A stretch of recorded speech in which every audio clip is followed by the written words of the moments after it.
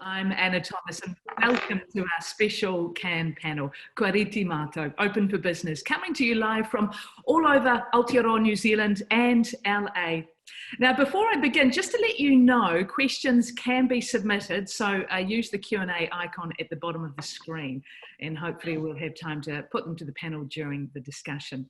Now, these have certainly been extraordinary times as we adjust to a new way of living, doing business, and of course, making movies. I think it's fair to say, as we look around the globe, New Zealanders are feeling pretty grateful to be here at the bottom of the world in relative isolation.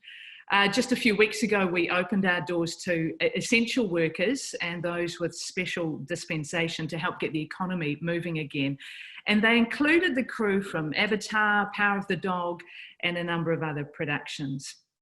International production puts in excess of 600 million New Zealand dollars, that's 385 million US, into our local economy here in New Zealand each year. So being able to restart production triggers thousands of jobs for New Zealanders. Rest assured, New Zealand has created a government-endorsed standard of protocols for production crews, so we are keeping everyone safe. But many of our filmmakers never really stopped work throughout our lockdown period, and that is the beauty of having such a diverse and extraordinarily talented workforce. So, allow me to introduce you to our wonderful panel today. First up, writer, director Niki Caro, and Niki is one of our most successful filmmakers to emerge from New Zealand in recent years. She made her debut at Cannes 26 years ago with her highly acclaimed short film, Sure to Rise, followed by her first feature, Memory and Desire, which was selected for Critics' Week at Cannes in 1998. Her second feature film, Whale Rider, won 27 international awards. Then came North Country, The Vintner's Luck, and a raft of other amazing projects. Now, most recently, Niki has directed the live action version of Disney's Mulan, shot on location in New Zealand and expected to be released worldwide next month. Welcome, Niki.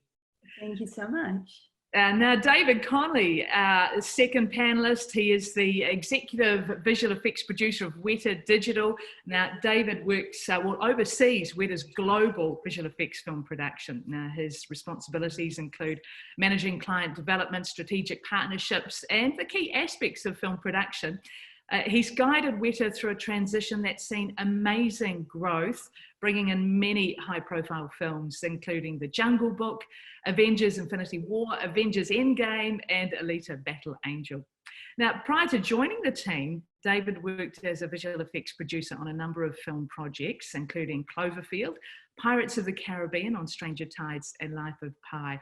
He also worked as a member of the executive film production teams at Paramount Pictures and 20th Century Fox. And just announced this week is the creation of a new production company, Weta Animated. So I look forward to hearing all about that shortly. Welcome, David. Thank you. And our third panelist is Mike Urban, the co-founder of the Rebel Fleet.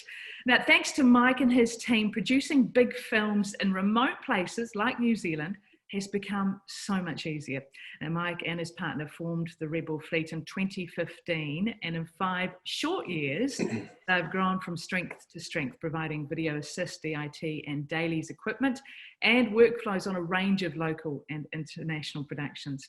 Now, most recently, they've been working with Niki in Disney's Mulan, Warner Brothers, also The Meg, Ash vs. Evil, and a whole lot more. And the Rebel Fleet continues to push the boundaries with on-set and near-set technology, working hard to provide, a consistency of colour, metadata and systems, while laying the foundation for the delivery from production and into post. So Mike can walk us through what they're up to shortly. Welcome, Mike.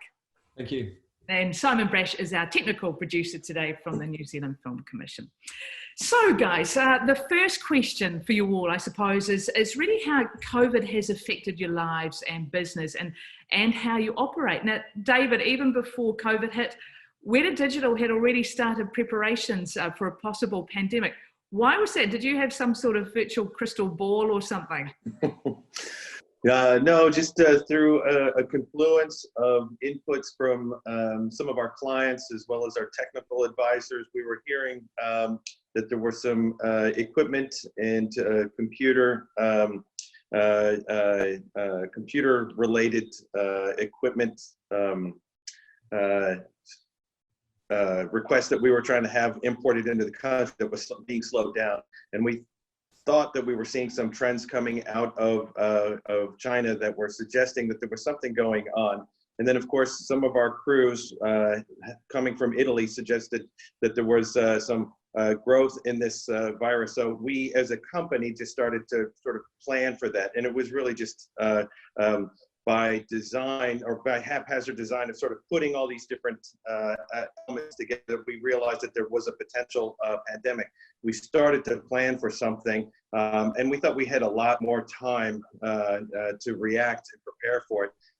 And unfortunately, it hit New Zealand very quickly. And so where we thought we had 4 to 5 weeks to prepare for it, we ended up having 3 days to shut the facility down, move everybody out, and create a work from home environment. So it was quite an extraordinary and accelerated transition into a workflow that was only theoretical at that point in time. Right. I had heard that you'd moved, like you managed to move like 1,500 crew to work from home in just the 72 hours. That would be correct. So we were, our original plan was to move 100 people a week out of the building. But we woke up on a Sunday and found out that the borders were going to be shut down on a Wednesday night. So we had literally Monday, Tuesday, Wednesday to get everybody out of the house, including, so it was great because everybody really came together. As much as we had designed a plan, it really came through, the sort of this Kiwi spirit of coming together, DIY. We really just sort of, everybody got together and worked as a very collective unit to get out, including having drive-through IT departments. People could come up, drive through and get missing cables and missing monitors. So it was quite an extraordinary event, and I was really proud of all the teams for coming together and sort of helping collectively solve this problem. And within days, we had 1,505 people outside working from home. It's quite extraordinary. Mike, what about you? How has it affected the Rebel fleet? Yeah, so we saw, everything unfold as well, and we were working on a bunch of productions that basically shut down within the space of a few days.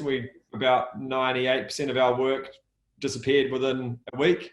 We had one production prior to that, which was going to shoot here, that disappeared.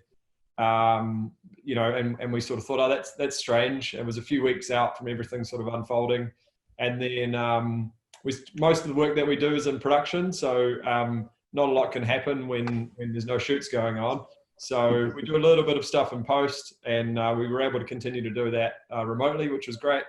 And then we basically just reappropriated any crew that we worked with who wanted stuff to do. So worked on our systems, worked on training. We set up a whole training and upskilling, basically platform and protocol for people to be able to learn and teach each other and all that kind of stuff. And that's continuing on now that we're back to work effectively. Oh, that's great. There certainly have been some benefits to the lockdown for New Zealanders anyway. But we're going to move straight on to probably one of the most exciting projects of the year, and that would be Mulan, Niki. Now, it is expected to be released by the end of next month. Everyone is getting pretty excited. Let's first have a look at the trailer.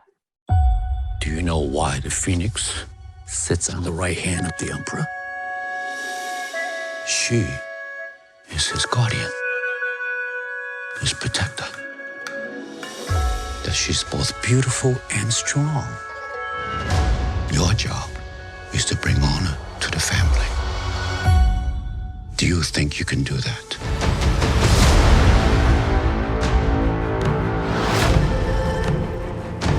Citizens, we are under attack from northern invaders. Their leader calls himself Ori Khan. Fights alongside a witch. No survivors. By edict of His Imperial Majesty, every family must contribute one man to fight. Have you no son? I am blessed with 2 daughters. I will fight.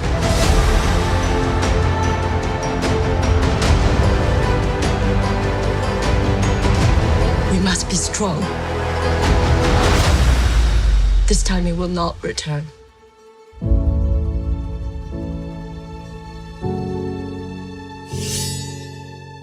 Loyal, brave, and true. It is my duty to protect my family.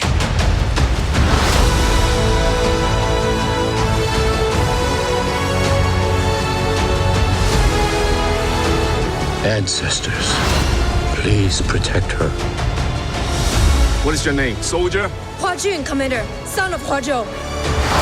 We're going to make men out of every single one of you.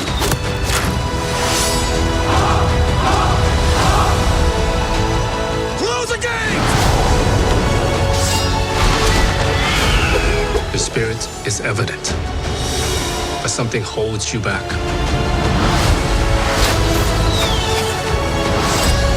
When they find out who you are, they will show you no mercy.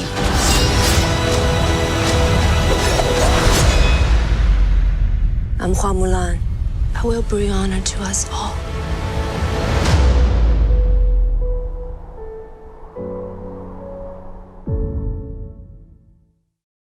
Wow, that looks so amazing. Not just the locations, the costumes, the weaponry, incredible. And of course, Mulan was shot on location in New Zealand. And Niki, you based the production in Auckland at Tumu Film Studios. How would you describe the capabilities of New Zealand? Well, I think it's widely known that New Zealand has a world-class screen sector. I mean, it has built up around the work of Peter Jackson, Andrew Adamson, Jane Campion, James Cameron, of course. And for me, for us at Disney, having that like really solid infrastructure for a really big movie was key. It was critical. For me personally, as the filmmaker, and Dave touched on the idea of Kiwi spirit. You know, crew in New Zealand are different, I find. There's a thing about being New Zealander, which is, as Dave said, you know, very DIY focused, very ingenious and hardworking, and I find very committed to the story we're telling. So that was a huge resource for me, as well, obviously, as the fact that in such a small country there are such diverse locations, and what was critical for a movie like Mulan, obviously, is that it's set in China.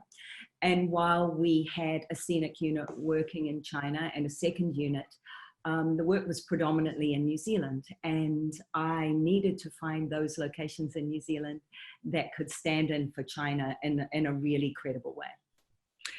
Tell me about some of those locations, and also working in such remote areas.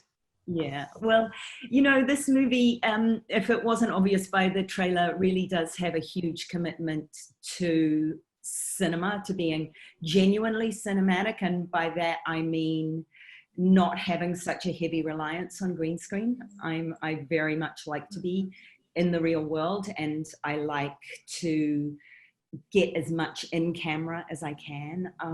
So that meant hauling, you know, literally hundreds of people around the place. So we based in Tumu in Auckland, Tumu Film Studios, which we maxed out every inch of that place. The sets and you know, the scale of the production design was so huge. And we made one big move to the South Island, to the Aotearoa Valley, central Otago, which was this kind of magic place that offered us both that kind of huge expanse of a battleground that needed to have certain sort of topographical features to make the storytelling work, and was also the site of our one of our biggest builds, which was our army training camp.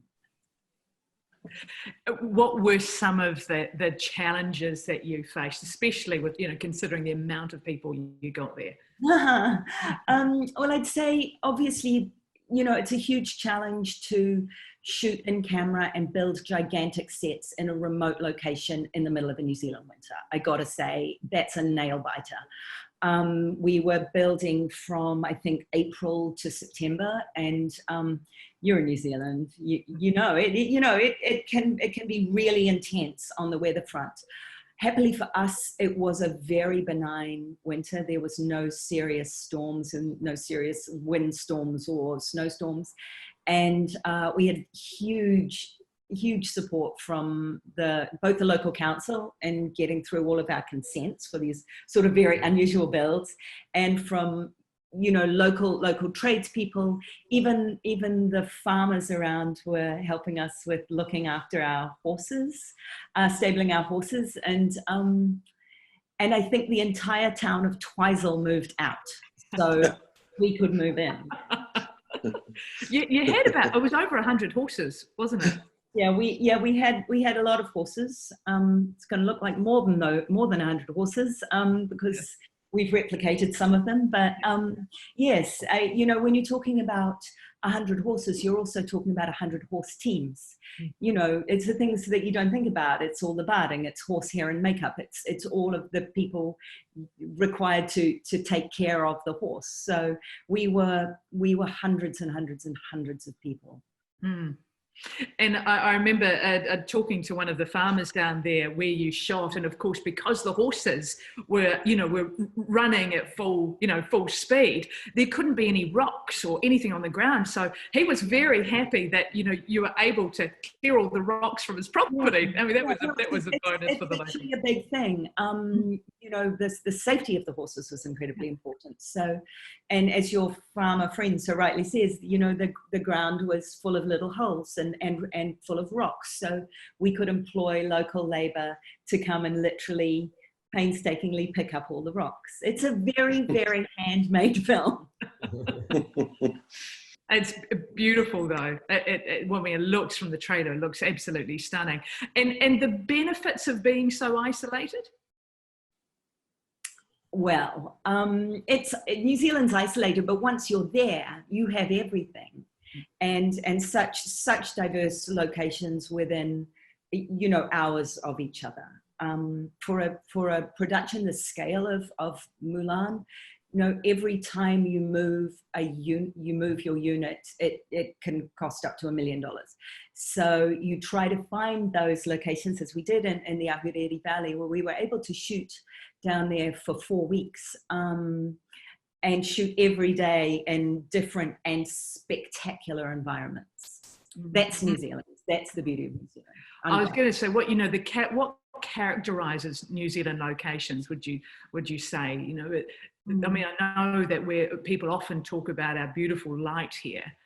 Yeah. The light is very, very unusual. It's quite harsh. It's cutting the light is sometimes the biggest issue for a cinematographer in New Zealand. I grew up making films there and making very small independent films, and so you learn to be very deft because you're always waiting for clouds to come and go. On a movie of this scale, happily we were able to control the light. Thank you, Mandy Walker. But the locations themselves, they are spectacular. You cannot improve upon them. I know you can do anything on a green screen, and thank God, I'm very, very grateful, but nothing compares to nature shot impeccably at exactly the right time. You can feel it. Mm. And of course, it obviously helps all the actors as well, Absolutely. Now, David and Mike, you were both involved in Mulan. Tell us about your respective roles. Maybe David, you start. Well, so I'll just sort of start with a sort of a personal note. Having a strong affinity to northern Minnesota, North Country was a movie that resonated with me long ago, well before I even knew where New Zealand was. So that was an entry point into Niki's filmography. And there probably isn't a week that doesn't go by where I don't listen to the soundtrack to Whale Rider. So on a personal level, it was great to be able to have an opportunity to work with Niki. As the executive producer of Weta Digital, it was really important for me to be able to sort of figure out a way to have Weta Digital participate in what I thought was going to be a really important film for New Zealand, for the New Zealand screen sector. And I knew immediately from the moment I read the script that this was going to be a huge and important film, and you could read the cinematic landscape on paper. And so I really wanted us to be involved in this project from a Film New Zealand component. And then at a company level, and I think Niki sort of touched on this, I love Mandy's work, and I think Niki and Mandy have really created a body of work that has a resonance with reality and what's out in camera. So it was important for me to build a team that understood that the best visual effects that we were going to provide for this film was one that disappeared and went into the background and remained hidden. A lot of the visual effects that we do are big, and we try to convince people and make them forget that they're watching a visual effect. So you're watching a blue person or a talking monkey.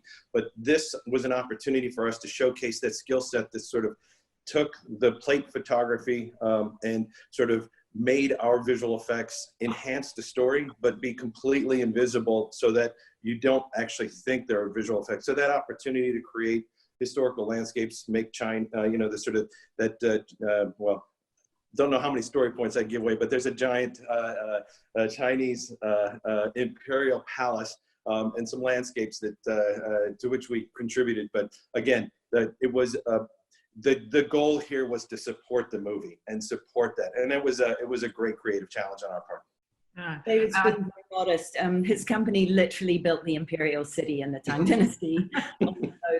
Those, spectacular, extreme wide shots. Those guys work, and it's so satisfying for me to be able to have a company that did understand the work needed to be subtle, the work needed to augment the work that was in camera and be absolutely seamless. You did have, you had what, I think over 400 Weta Digital staff working on Mulan, and you had a team that actually travelled to China ahead of the filming, didn't you, to get, to get scans and the texture photography of the building. So you got it so right. Yes. We had a team of over 450 artists, and yes, you're quite correct. We had a team that went to China and photographed under all the different circumstances. We sort of got as much detail as we possibly could. We scoured historical reference, gleaned from our team, but also Niki's art department had an enormous wealth of reference from which we could draw upon the inspiration. And yes, then it was a great opportunity for us to scour the North Island and the South Island for all kinds of texture and bits, trees, grass, mountains, in order to sort of help create a seamless collage of elements that would literally just sort of fit in and help the story along. So it was a great opportunity. Mm. The largest, I think I saw a quote, the largest, most detailed scan ever done by Weta Digital for this production. Yes. Yeah. Yes, it was. Very, very, very impressive. It's just getting more and more exciting. We can't wait for it to be released. Now, Mike, tell me about the Rebel Fleet. What involvement did you have? What was your part? Yeah, so we were lucky enough to have worked with Barry Osborne, a producer of Mulan, on a previous show, and remember he called us up in late 2017 and said, can you meet Niki and her team and show what you guys are able to do in regards to connecting units together securely and sharing media across shooting units and just explain, how we're going. So we hosted a demo here at the Rebel Fleet around that time, and then basically built on that and showed further what we were able to do, which is, video assist, DIT, and dailies for these shoots. So you know, especially where post-production's happening overseas. Editorial for this was based in LA. So we're able to be the custodians effectively of anything to do with the picture and the media and the metadata, and deliver that to wherever it needs to go. So yeah, we use Moxion to be able to connect up all the different units, and you know, Niki was able to see, I remember when we second unit went to China, and Niki and Mandy were still based in New Zealand, and the technology was, you know, not it was not necessarily proven to everybody that it was able to work. And so then we were able to, you know, basically see what the second unit had shot, not necessarily in a live stream fact, but after the clips had been shot, they were uploaded automatically from our video assist systems. So that means that actually what the DP and director are wanting to share and what's been recorded to the camera is actually being, you know, shared into Moxion. And then I remember seeing Niki and Mandy walking around the office with an iPad and just basically watching what was being shot in China. And you know, that was a cool moment. And then we it actually changed the schedule and effectively saved some money in regards to how the media traveled back from China to New Zealand, because we were processing the dailies in New Zealand. So that meant that we were able to, you know, Niki and Mandy were feeling confident and good with what they were seeing. We didn't need to rush the rushes back so fast. So didn't need to do so many trips, which was, you know, of benefit for everybody. And this was also, I mean, you are adhering to all of this really strict digital and content security requirements, aren't you? Yeah, exactly. So we went through, that was our first job with Disney, and we got basically approved prior to the shoot. So we basically can't even quote until we've got that approval. We're don't even have a seat at the table. So we spent a lot of time and money and effort and making sure that we were up to spec for that. And obviously they were satisfied, and we moved on into making the production happen, or, you know, helping make the production happen. Now, I just will remind viewers that you can, using the Q&A function at the bottom of your screen, you can ask questions to any of the panelists. And I've got one here from Marilyn Marchetti, who has asked, Niki, did you use mostly local crew on Mulan? Yeah, I think, yes, of course. I mean, the crew was huge and they were mostly New Zealanders. In terms of the heads of department, Mandy Walker is an Australian. She shot the film. Bina Deigler is a costume designer. She's German, out of Madrid. Denise Kum, New Zealander who lives in London. Our production designer, Grant Major in New Zealand. Yeah, most of the heads of departments were either New Zealand or female. Yeah, and then the rest of, I mean, and one of the things that it might be kind of pertinent here too is just to remind everybody that this was a film that is set in China, and everybody on the screen is Chinese, and we have them in great numbers of extras. So basing out of Auckland in New Zealand was also really fortunate for me that there is a big Chinese population in New Zealand, and so we were able to access pretty amazing extras actually. Yeah, our martial arts team were not New Zealanders. They came out of China, right? But their coordinator is based in the United States. You touched upon the fact that most of your heads of production were female, which is brilliant. Yeah, great to see. Yeah.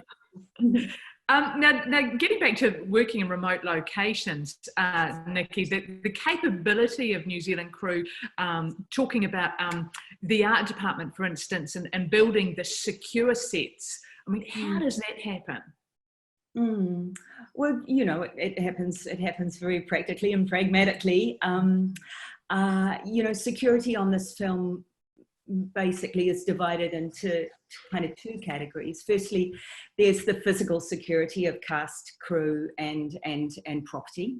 And so you have a set of protocols that include everybody wearing badges, security on every entrance, also on the roads leading in, and basically monitored perimeters and checkpoints. And then there's the security on the IP, which is a really big deal for, obviously, for Disney and for a title like this. So that's, you know, video surveillance, it's monitoring of social media, it's NDAs across the board. Those were the two kind of major areas. Right, okay.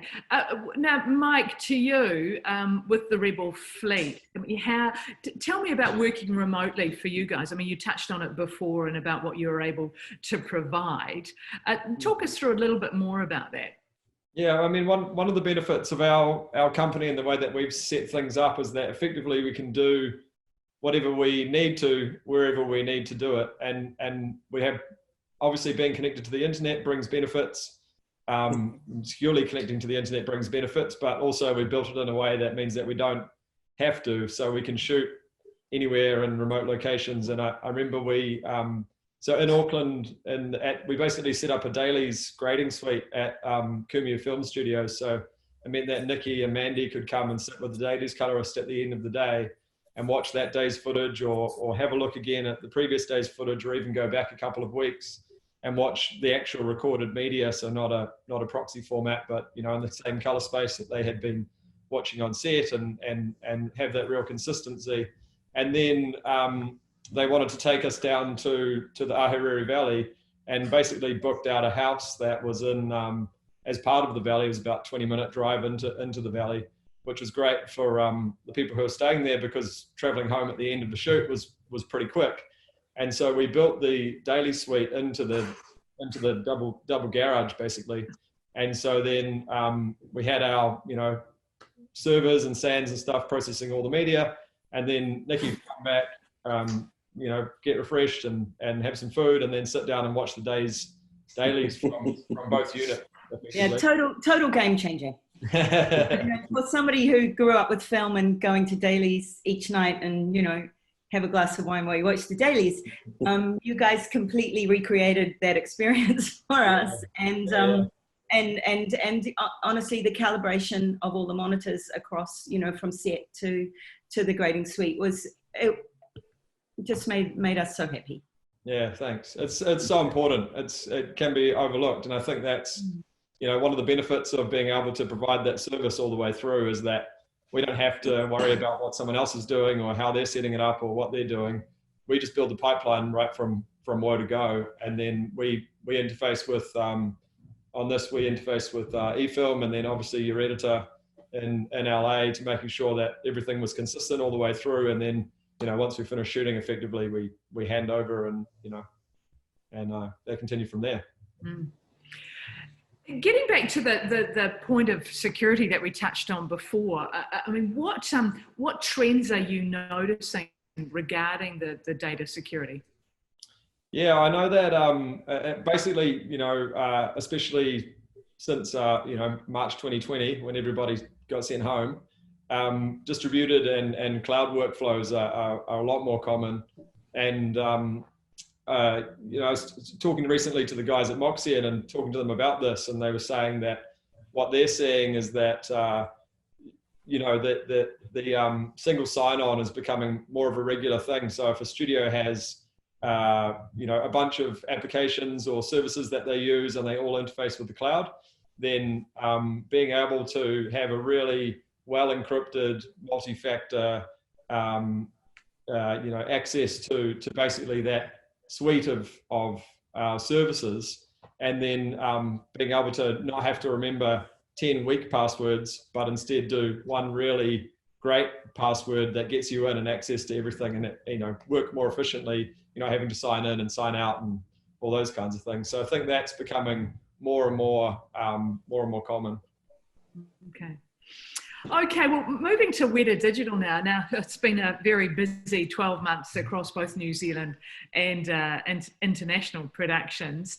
Of course, we've touched on the whole COVID-19 and the result of deploying staff to work remotely, David. I mean, how are things going at the moment? Tell us, you know, how are people still working remotely? Under sort of the excellent stewardship of the government and their ability to contain COVID within New Zealand. We've been responding right behind the different alert levels that Jacinda's government has put out. So as each level has descended from 4, 3, 2, 1, we're sort of following suit. We still have a number of artists working remotely. We are, instead of moving everybody out in 3 days and moving them back in 3 days, we're taking a far more phased approach. So we've now successfully moved about 450 to 500 artists back into the facility, focusing mainly on those who would prefer to be in an office environment, a facility environment, or on those disciplines that find remote working challenging. But we're just sort of taking a very careful and considered return to work. And part of that is because we still don't have an idea of how content security is going to be evaluated going forward. We're waiting on the studios and on the TPN to sort of put forth their guidelines and their recommendations. I think under today's climate, I think it will be very difficult and challenging to assume that we will go back to an environment where everybody has to work inside of a facility. I think we'll have a hybrid workflow where some people are working from their home offices and some people are working inside the facility. We'll have to understand what those new content security protocols will be. We as a facility, we take all of the projects that we work on with the greatest of care.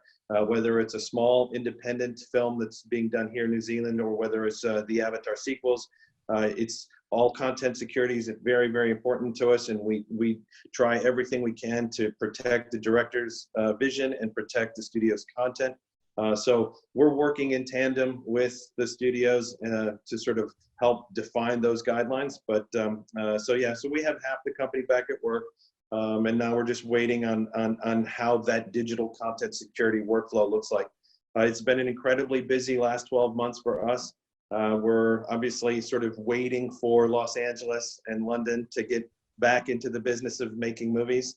We're helping as best we can the New Zealand screen sector get their production infrastructure back up and running. So we're trying to contribute efforts towards bringing movies into the country or helping local filmmakers get off the ground, because I think as an industry, and in particular the visual effects and post-production industries, we've benefited from the fact that a lot of movies have gone into post-production while our colleagues and friends in physical production have been out of work for some time. But that phase, that 3 month window that they've gone through will soon hit the post-production environment.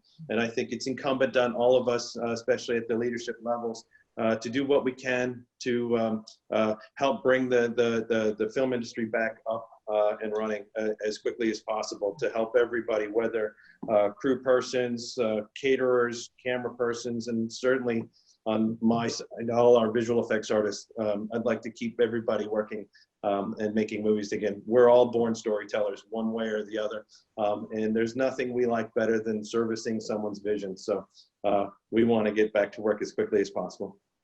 I think a lot of people are familiar, or most people are familiar with your exceptional work that you do. But I think Simon will play the Weta Digital trailer now for the viewers. I don't even know my own name. In time, you'll remember. You made a person out of another person. I knew. That fucking does it!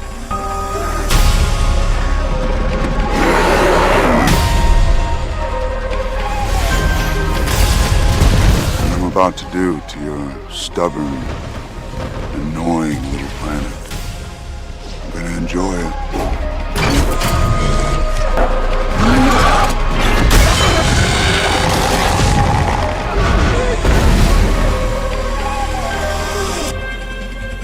Oh, you did not deserve that, Marcus.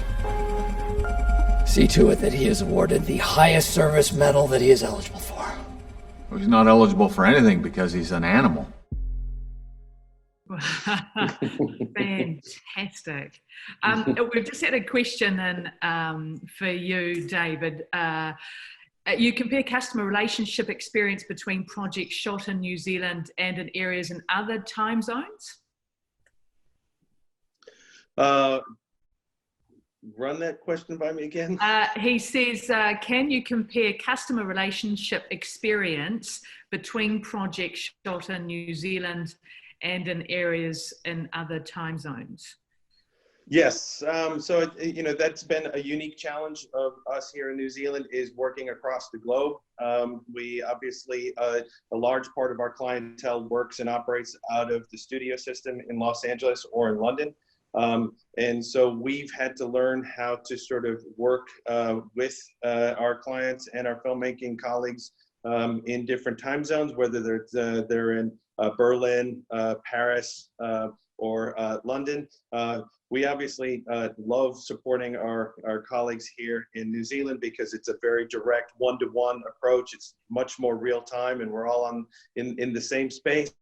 But as Niki pointed out earlier when she was describing her crew, the thing that is exciting to me is that filmmaking is an incredibly collaborative experience, and nothing replaces that sort of communal, collaborative feeling when you're as a group in a moment in an isolated region, looking at how light is raking across a mountain and trying to figure out how to get the perfect shot, because you got 30 minutes before the sun sets or that cloud comes in and the rain is coming and you got to get it. That can never be replicated in an office environment or in a remote work from environment. So in terms of understanding client relations and customer relations and filmmaking collaborative relationships, you have to understand that at its heart, it's a collaborative effort. And so wherever that inspiration is drawn from, we have a concept artist from Mongolia who does these beautiful horse drawings. So we bring them all together, and it's great to be able to sort of bring that international influence here to New Zealand and be able to share with that back into the local New Zealand film community. Mm. Great. Okay. And we're talking about nothing kind of compares to being in situ, but what are your thoughts about the potential for filmmakers to collaborate with New Zealand on plate shots and filming for plate photography and also hybrid productions? Well, that's one of my favorite challenges, right? I grew up with the Bolex and an Arri SR and 16mm, right? So now we're in an unprecedented world where we can have a production designer in Barcelona, we can have a stunt choreographer out of Tokyo and collaborate in a virtual space. We've been developing a number of tools that allow directors to be able to scout locations and design cameras inside of a virtual space, whether we do it through this sort of medium or whether we don various VR goggle headsets and enter into a virtual space together, even though we're in remote facilities. That ability from somebody to plan and prep a shoot here in New Zealand, what we can do is sort of create that environment, scout the location, build the location, and then virtually a filmmaker or a DP can drop into that environment and say, this is where I want to shoot and this is where I want to shoot. That's assuming they can't get entry into New Zealand, but we can help set up those plates and create exactly the film that they want to create. Now, that is a solution, but I keep going back to what Niki said earlier. It's not the same as being there together and watching, as I'm watching outside my window here, the sun dramatically and dynamically change within 30 seconds. You can never actually plan for that moment. And so hybrid solutions will also include, we've been working with Avalon Stages to create these LED panel walls so we can get some in-camera effects, driving shots, cockpit shots, a number of those types of effects that allow us to sort of expand our filmmaking tool set in a sort of COVID pandemic atmosphere. But and that's very exciting because it allows us to continue filmmaking while the world resets itself and understands what it's going to look like post-COVID. What are your thoughts, Niki, on this, on the plate, the potential for using these plate shots for filming? I imagine it probably is the future, or a big part of the future, certainly the near future. For me, it would require working in a very different way, because so much of what I do relies on me being in the same environment as the actor, in the same environment as the place. Should anybody, you know, look at my whole body of work, sense of place is a very, very big deal to me. And so the challenge for me is how to deliver a sense of place and intimacy in the performances, both between the actors and between the screen and the viewer. That's a steep hill for me to climb as a filmmaker. It's really steep. Yeah, that's all I can say about it. No, okay, no, I get that, and I totally understandable. Maybe the new normal for a little while, but you know, hopefully not permanently. Now, David, there was an announcement last week about Weta Animated. Tell us about that. So it is very exciting to be able to announce Weta Animated. This is alongside the introduction of a CEO, Prem Akkaraju, to the company at Weta Digital. Weta Animated is a banner under Weta Digital, and this is to sort of help service not only Peter Jackson's longstanding passion for animated features, but my own and a number of artists inside of Weta Digital who come from an animation background. Animation has the ability to tell stories and reach audiences in a different way. And so I'm very excited about this because it gives us an opportunity to sort of creatively stretch our wings in different directions. You know, there's an enormous amount of brilliant animation happening. Ran into some filmmakers, these two young women out of South Africa and Namibia who have this beautiful artwork. I met these Pakistani directors who have an amazing story of animation that is being told through animation out of Pakistan. So there's a huge international flavor, and it allows us to sort of go into stylistically different directions and create new art forms and modes of storytelling that traditional cinema and play photography don't otherwise offer. So this is an exciting opportunity because we get to make both visual effects, live action films, of which I'm hugely passionate, but I'm equally passionate about the art form of animation. And so this is a very exciting chapter for Weta Digital to be able to announce that we're going into animated features. Excellent. For you, Mike, tell us about what's exciting, what the future holds for you. And what's well, I mean, excited to get back to work. So we've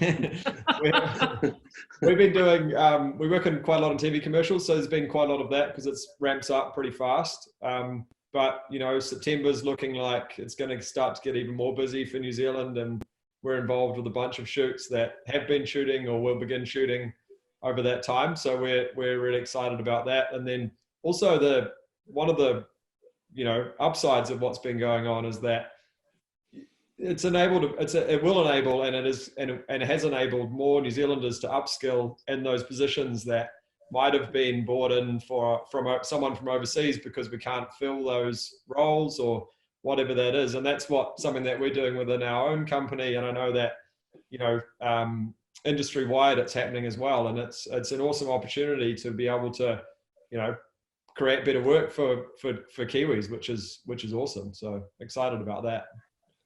Great. Niki, for you, you know, what is the future? What's the future hold? Yes, it's hard to say right now. The future holds a Mulan release at some point, and beyond that, other work, both in film and television. I have a wonderful television series here in the United States called Daisy Jones and the Six with Amazon, and I'm really looking forward to getting back into that when the time is right. Okay. Great. We've got a question here from Ray Rose to all the panelists. Hi, everyone. Thanks so much for taking the time out of your day to be here. Where do you see the future? And we've kind of touched on this, but I suppose we'll ask it again. Where do you see the future of New Zealand filmmaking in regards to the global productions being impacted by COVID around the world? So, David? I think this is an enormous opportunity for the country of New Zealand. I think at this moment, if we sort of really embrace sort of a commitment on a national level to sort of building the infrastructure and supporting the infrastructure that is making movies, not only at the sort of concept level, but at the physical production level and into post-production. There's some amazing talent across both islands. And I think if we sort of, and Niki's been hugely influential in sort of being able to sort of export New Zealand talent to the rest of the world. But as I'm excited when Mulan gets on the screen, because this is another opportunity to highlight not only the skill sets that help bring the movie together, but the sort of incredible landscape and the diversity of locations that we have here in New Zealand. And so I think hopefully we as a collective, as an industry, jump on this opportunity and strengthen our infrastructure and strengthen our crew base so that we can help facilitate filmmakers from across the globe here inside of New Zealand. It's an important business, it's an important artistic community, and I do hope that we all, including the government and the private sector, come together and support and nurture the talent that exists here in New Zealand. Great. Mike, from you? Yeah, I know that one of the benefits that we, our company benefits from, and I know that Weta does as well, is that someone in the government about 10 years ago decided to roll out the fibre network for New Zealand effectively.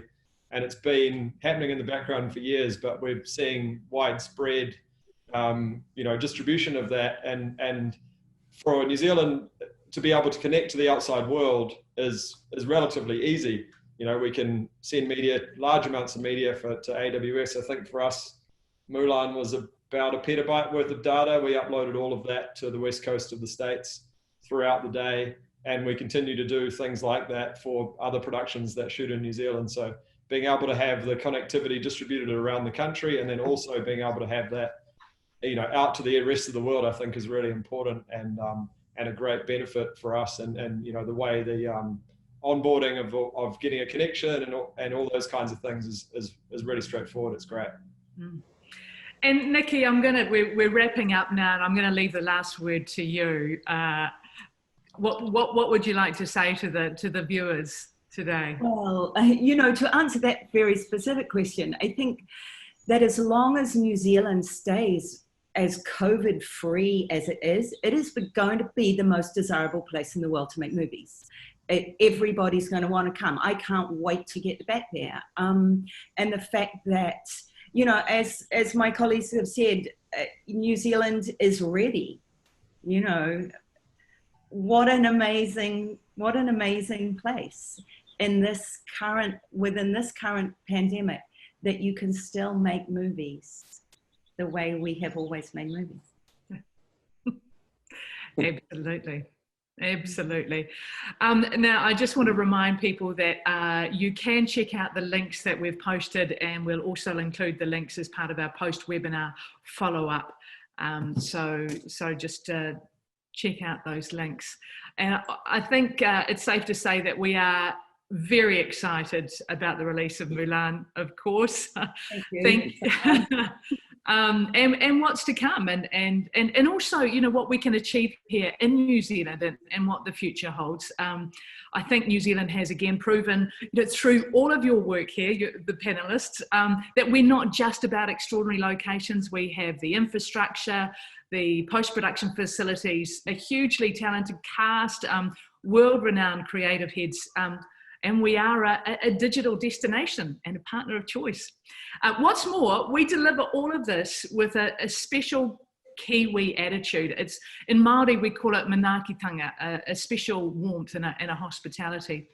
So thank you to our wonderful panelists, Niki Caro, David Conley and Mike Urban, and thank you for watching. Ngā mihi nui, kia koutou, goodbye, good health and be kind.